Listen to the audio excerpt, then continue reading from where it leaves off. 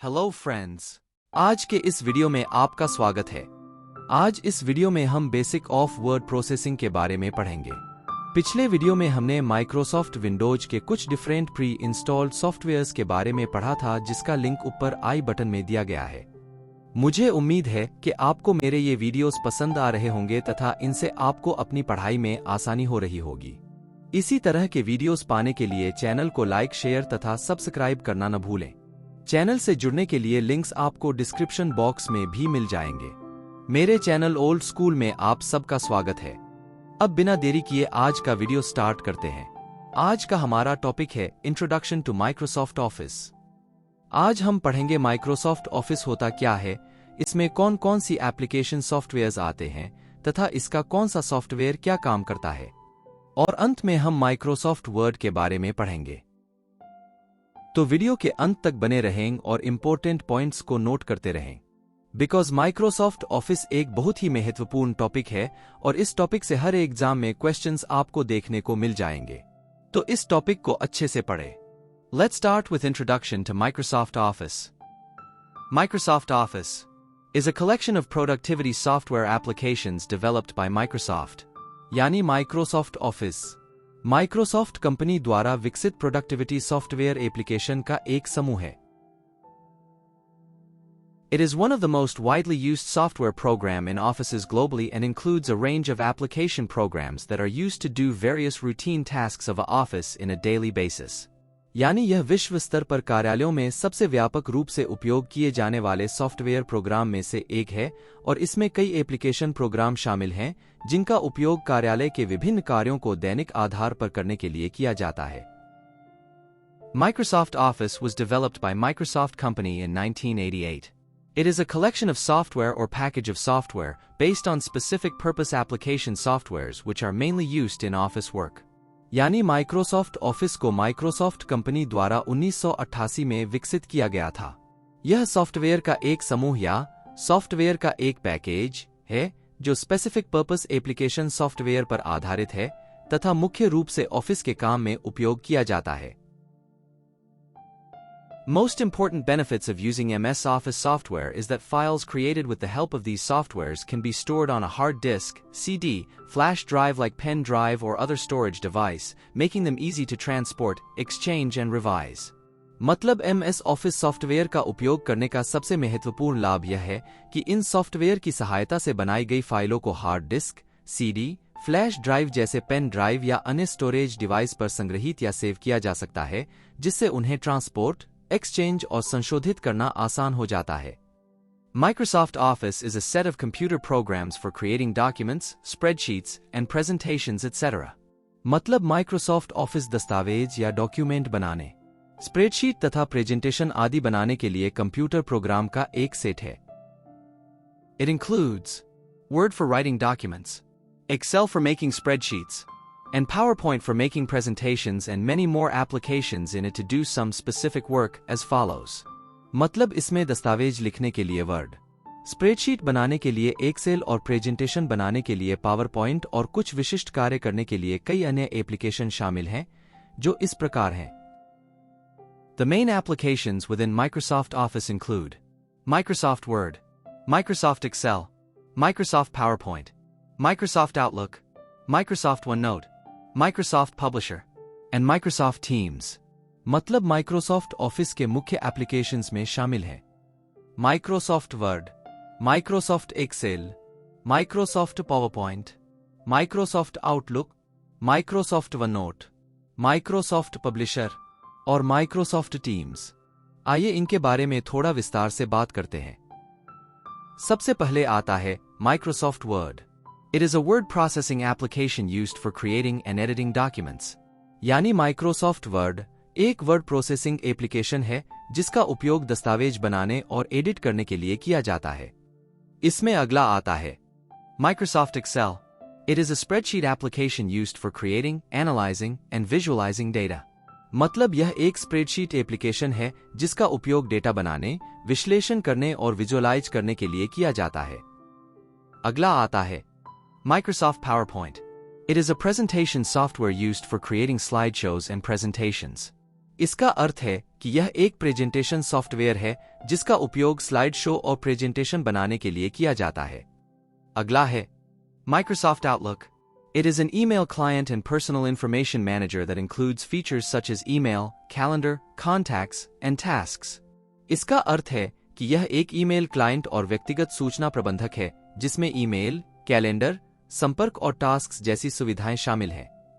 अगला आता है Microsoft Access. It is a database management system for managing and manipulating databases. मतलब यह डेटाबेस के प्रबंधन और हेरफेर या मैनिपुलेशन के लिए एक डेटाबेस मैनेजमेंट सिस्टम है। अगला आता है Microsoft OneNote. It is a note-taking application that allows users to create and organize digital notebooks. मतलब यह एक नोट टेकिंग एप्लीकेशन है जो उपयोगकर्ताओं को डिजिटल नोटबुक बनाने और व्यवस्थित करने की अनुमति देता है। अगला आता है Microsoft Publisher. It is a desktop publishing application for designing and creating publications such as brochure and newsletters. मतलब यह ब्रोशर और न्यूज़लेटर जैसे प्रकाशनों को डिजाइन करने और बनाने के लिए एक डेस्कटॉप प्रकाशन एप्लीकेशन है। इसमें लास्ट आता है Microsoft Teams. It is a collaboration platform that integrates chat, video conferencing, file storage, and application integration, etc. इसका अर्थ है यह एक कोलैबोरेटिंग मंच है जो chat, video conferencing, file storage और एप्लीकेशन इंटीग्रेशन आदि को एकीकृत करता है। The most used applications within Microsoft Office are MS Word, MS Excel, and MS PowerPoint.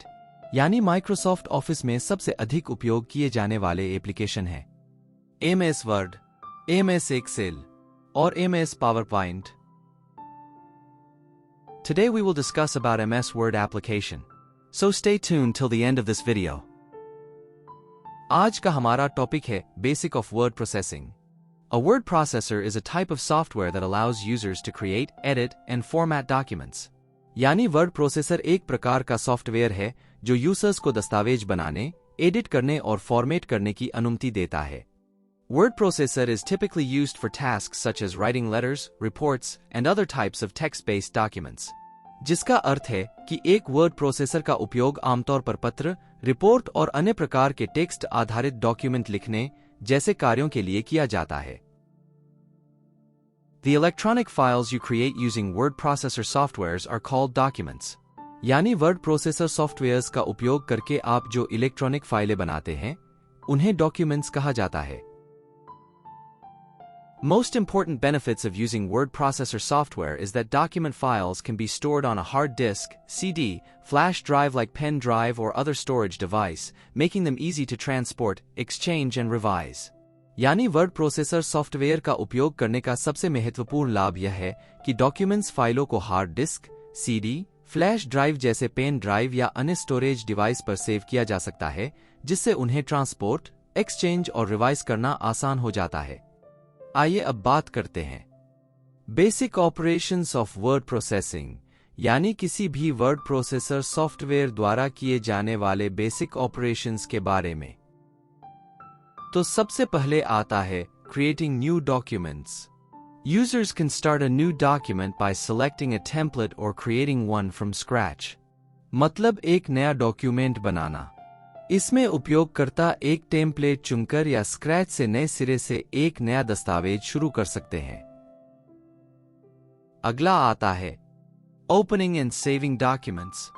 Users can open existing documents and save their work at any time. यानी दस्तावेज को खोलना और उसे सेव करना। इसके द्वारा उपयोगकर्ता किसी भी समय मौजूदा दस्तावेज खोल सकते हैं और अपना काम सेव कर सकते हैं। अगला आता है Editing text. Users can make changes to the text in a document, such as typing, deleting, copying, and pasting. मतलब टेक्स्ट एडिट करना।